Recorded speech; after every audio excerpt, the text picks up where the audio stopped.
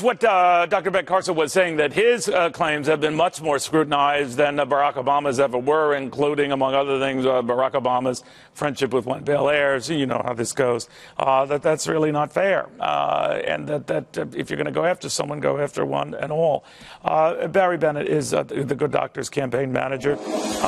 Barry, I know where you're coming from. I know where the candidate's coming from. But Chris Christie also shares this sort of Josh Earnest sentiment that if you can't kind of stand the heat, get out of the kitchen, saying that this is what comes with being a presidential candidate. I'm paraphrasing here. But what do you make of that your candidate looks a little thin-skinned here? Well, scrutiny is fine, Neil, but you can't fabricate things. The Politico story was fabricated. And it was fabricated by a reporter who was arrested 10 years ago at the Republican National Convention protesting Republicans. I mean, it's ridiculous. All the documents are out there now, and, it's been retracted. But I can't put the lie back in the bottle. But I guess what happened if you attacked Barack Obama, but without going through it, Barry, and I understand where you're coming from, there are enough questions been raised about, did he meet General Westmoreland? Did he not meet General Westmoreland? Without rehashing everything, there seems to be things that really the I's weren't dotted, the T's weren't crossed. The story isn't quite what it first purported to be. That doesn't make Dr. Carson a liar, but it does call into question, were there accidental exaggerations or formal exaggerations or misstatements? And does that, or do you, as someone who manages his campaign, worry about the fallout as a trustworthy figure, which he is, as polled in one instance after another? Yeah, I mean, this book was written 25 years ago about events 25 years even before that. So, are details fuzzy? I'm sure. I'm absolutely sure. But that doesn't mean he did meet General Westmoreland. It was in February and not May. Oh, my goodness.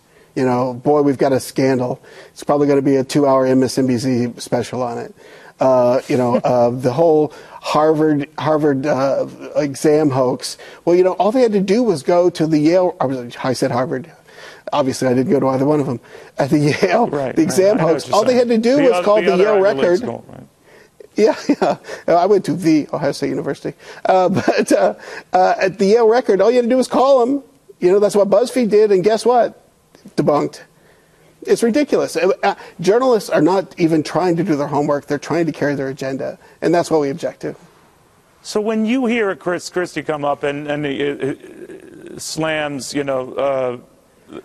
Dr. Carson for all of this media scrutiny, and all candidates do, and that's understandable when this sort of stuff comes up, but that it doesn't make him look, it doesn't look like he can take the heat. How do you answer that? I say scrutiny is fine. Bring it on. We're happy to sit down with anybody to talk about these issues. But don't bring your agenda with you. I understand Chris Christie went through Bridgegate, and, that was tough. I get that.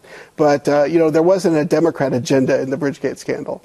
There is in this instance. I mean, like I said, we have a reporter that was arrested for protesting Republicans at the convention. 9 years later, writes a story, and we're supposed to just, say it's just scrutiny? It's not scrutiny. It's axe to grind. It's ridiculous. Has any donating activity been affected on the donor activity? Anyone withholding funds since this? You're getting more, less? Well, our donors are a little bit different than everybody else's, right? We don't have billionaires. We have multi-thousandaires. We've had 900,000 donations now. Last week we raised $4 million. This morning when we went to the post office, there were 20,000 envelopes with checks in them again. That's going to be another $1 million day. No, we have not seen any downturn. All right. Barry, thank you very, very much. Barry Bennett, he's Ben Carson's campaign manager, joining us out of Boynton Beach, Florida.